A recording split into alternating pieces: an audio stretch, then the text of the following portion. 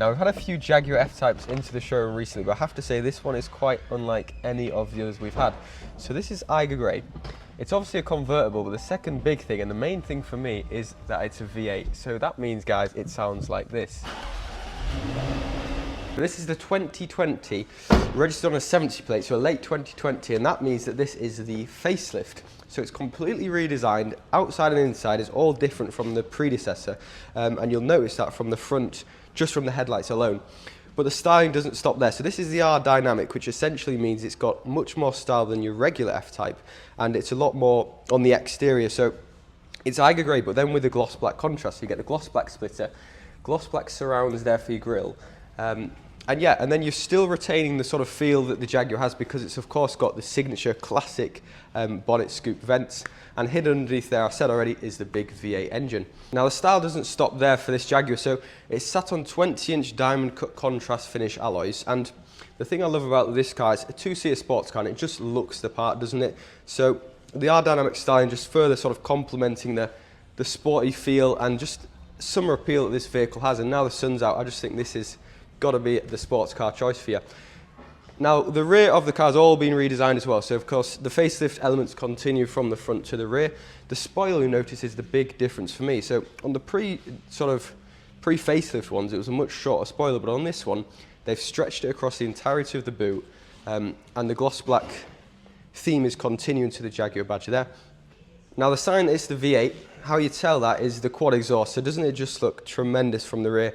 And the gloss black theme is continuing around the quad exhausts, and yeah, the sound that comes from there is just absolutely tremendous. Now it is a two-seater sports car, so you don't expect a lot of space with the Jaguars, but the boot space it's surprising. It's quite a deep boot on these, so take a look at that. You do get a decent amount of space, I would say, for a two-seater sports car.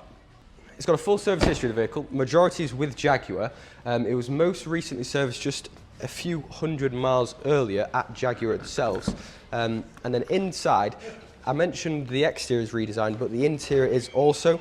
So you get the R Dynamic sill plates on here, and if you look at that, you'll also notice that it looks like the mats are still wrapped up, and that is because the previous owners absolutely kept this car immaculate. There's only obviously a certain type of previous owner that's going to keep the mats wrapped up in their factory mats, and that's what the previous owner has done, keeping them immaculate, of course. Now the seats, they're part leather, part Alcantara.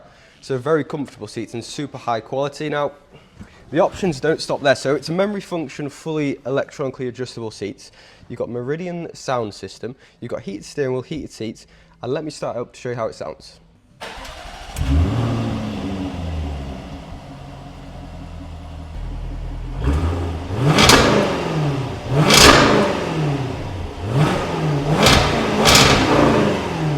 So guys, I'm sure you can agree that sounds absolutely incredible, and the reason it sounded so good is what's called R Dynamic mode. So that's controlled by a switch there.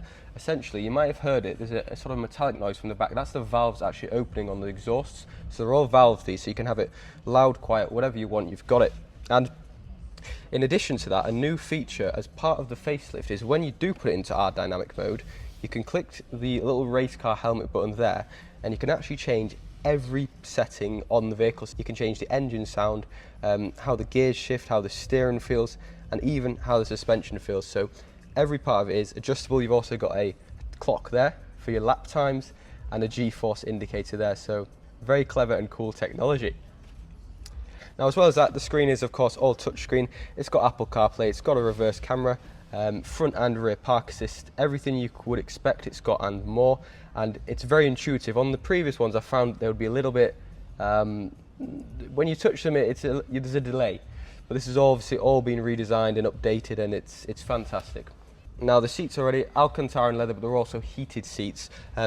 The facelift elements continue to your dashboard as well. It's a fully digital dashboard, so you can have your map. At the moment I've got the speedometer and rev counter, of course, but you can actually expand that so the map takes up the whole screen if you like, or you can not have the map on there at all. It's completely up to you.